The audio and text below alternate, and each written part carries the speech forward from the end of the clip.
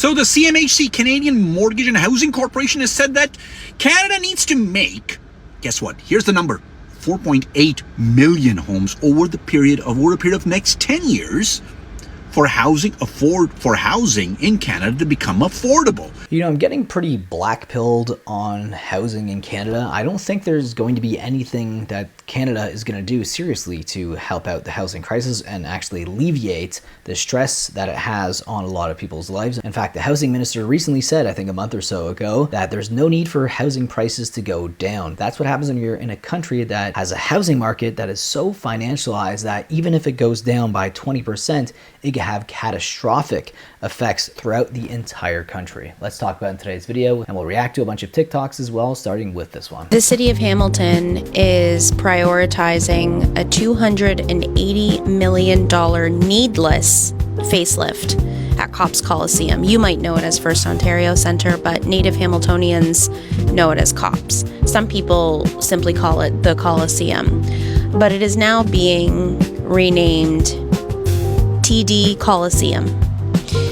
Just to be clear, this is entirely privately financed, so there's no direct monetary contribution coming from the city of Hamilton, but the city's involvement isn't completely hands-off. While the city isn't providing anything monetarily towards this project, so they can't be completely blamed for this, they are transferring the parcels of land to the private consortium that is organizing this, including the parking garage and adjacent parking lots. They're also offering municipal support through a certain program.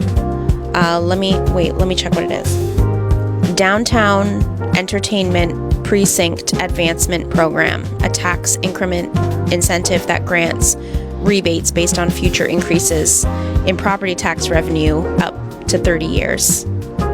Yeah, that makes sense. So $0 in direct cash for construction. City-owned properties are transferred. Tax incentive, TIF style rebates over 30 years. So the city isn't necessarily writing a check for this, but it is obviously being encouraged. It's like, whoa, a bank owns this massive arena, this building here. Would you like some more land that you guys can build on? Hey, can we get some land to build on, some affordable housing that people can own? No, we can't do that. No. Renting. Yeah, you can take that land if we get a piece of the rental market. No. But if you guys are going to own houses, no way. There's no way. But they'll help out, a bank who's trying to upgrade a old building. Econ chaos that's happening as we film this in June of 2025 is just the beginning. This is the beginning, and history will show that this is not unlike what happened in 2008 in the United States, where you had mortgage-backed securities, which was a big pile of crap. And it was a ticking time bomb, and it was going to blow up. But all the ratings agencies were complicit in saying, no, this is AAA, and people kept selling it. This was always gambling. If you went into a casino and put all your money in the roulette wheel and lost, you wouldn't turn to the pit boss and say, hey, I changed my mind. And now everybody is saying, my favorite, the government should do something. Yep. We should bail people out. I just can't believe we got to this point. I've been writing about the perils of pre-con on TRB since 2007. Everyone in pre-con's defaulting. You paid $700 for a bachelor, and now the banks appraised it at $550. You need to make up that difference of $150 to close, or you can't close. And so people aren't closing. They're in default. I can't believe we got here. Yeah, if there's anything that's going to bring the housing market down, it will be the condo crash, the inevitable condo crash in places like Toronto and Vancouver. But who knows? Honestly, it hasn't really shown a massive decrease in demand for housing. People still want affordable houses with a backyard and a lawn, some place where you can actually build a family. You obviously can't do that in these little shoebox apartments that they build all the time, those crappy pre-con condos that are essentially now being exposed as a scam. Talk about what is going on in the real estate market in Canada right now. The simplest way to break it down is supply and demand. There are obviously It is actually wild. Let's talk about what is going on in the real estate market in Canada right now. The simplest way to break it down is supply and demand. There are obviously a number of contributing factors to why our supply is way up and our demand is way down. We have an affordability crisis in Canada. We also have tariffs, our government, inflation, employment rates are going up. However, the number one thing that I am hearing from sellers when I go on listing appointments is that they simply cannot afford their home payments anymore. So if you recall, 3 to 5 years ago during COVID, people were taking on massive mortgage amounts at very low interest rates because they were qualifying for them. However, now that they have to renew, they are no longer able to afford these huge mortgage payments with the increase in interest rates that we are seeing. Sellers are now being forced to put their homes on the market, which is increasing our supply.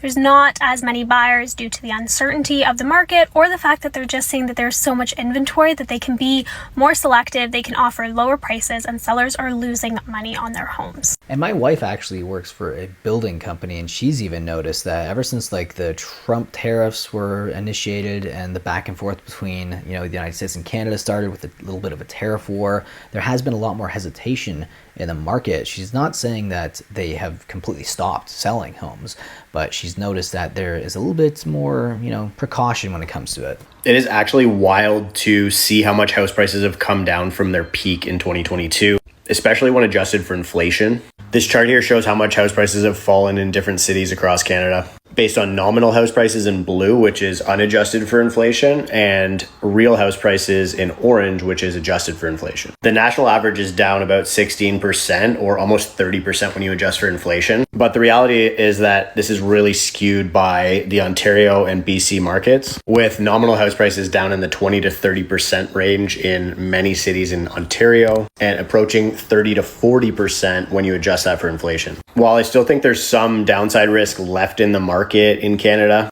we've really gotten back to the point where geography matters. It's not a rising tide lifts all boats kind of situation. Some markets where housing is affordable are actually up on a nominal basis, but down on an inflation adjusted basis. And these cities that have seen bigger drops will only start recovering when they're affordable. Yeah, honestly, none of that stuff. I don't care about any of the stuff he's saying because I do notice and recognize that there has been a decrease in price for housing across a lot of provinces and cities in Canada since 2022, but 2022 was a massive bubble. In fact, places like Calgary, where I'm living right now, the prices of housing is actually going up. It's one of the only provinces in all of Canada where housing prices are actually going up. They're pretty flat right now. They haven't moved much in the last 6 months or anything like that.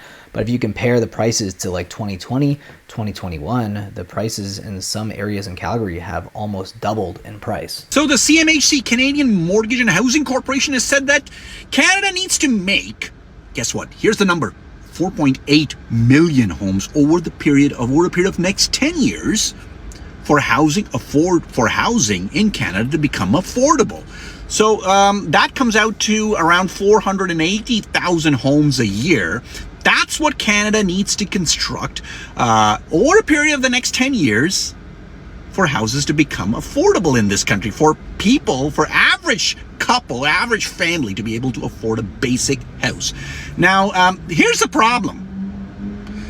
Up till now, so far in this year, we have only built 90,000 homes, and people are saying that this would mean that this number, it's double. We would need to sort of double the rate of construction to be able to achieve this number. We're not even getting through half. What the hell are we going to do with this amount? Well, come on. They're not going to build that many houses because that would actually decrease the price of homes. Remember, the housing minister literally said that they don't need housing prices to go down. That's part of the policy. If you're a politician, that is going to be part of the policy. And it's funny when you have a lot of, I wouldn't say it's gaslighting, but capitulating in the news, like CBC here making a video about the housing crisis and the rental market. It's always about rent. Whenever they talk about a crisis, it always comes down to rental, because at the end of the day, there's not a lot of incentives to build houses that people can afford to buy. It's always about rental. But regardless, that is still a part of the market as well, and that is still about affordable housing. But they always make videos looking like it's such an alarm, it's such a concern, but at the same time, you're a government affiliated, media. So why aren't you putting more pressure on the government to actually do something about this? Because it just feels like it's just pandering. be surprised to know the average advertised rent for a 2-bedroom in Montreal jumped nearly 71% from the beginning of 2019 to the beginning of 2025. Doesn't surprise me. I'm not surprised. This new report, called Quarterly Rent Statistics, says in 2019 the average advertised rent for a 2-bedroom in Montreal was a little over $1,100. It jumped to just over $1,900 in the first quarter of 2025. The number is staggering, but unfortunately it isn't surprising. The report used listings posted on major rental platforms in Canada to get average asking rents. Traditionally, Statistics Canada has used household surveys to ask about people's leases. And this complements that picture by understanding what are landlords asking at a point in time. Using advertised rents also paints a better picture of current market trends because prospective tenants tend to pay higher rents compared to tenants who've been in their homes longer and benefited from rent control. The report also highlights why measures such as rent control and rent freezes are so important.